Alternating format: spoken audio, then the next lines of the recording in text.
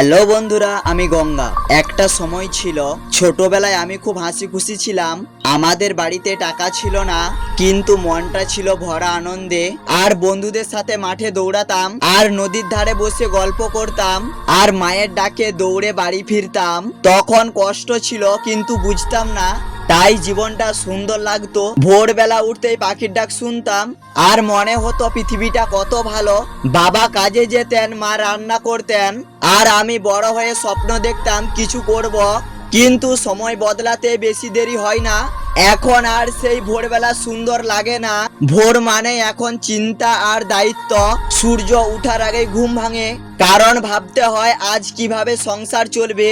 বাবার শরীর আর আগের মতো কাজ করতে পারে না, আর মায়ের চোখে ক্লান্ত।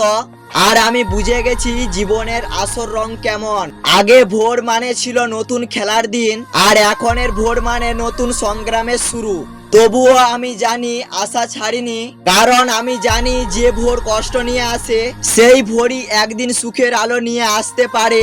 আমি এখনো সেই ছোটবেলার হাসিটাকে মনে রাখি, কারণ সেই হাসিটাই আমাকে শক্তি দেয়।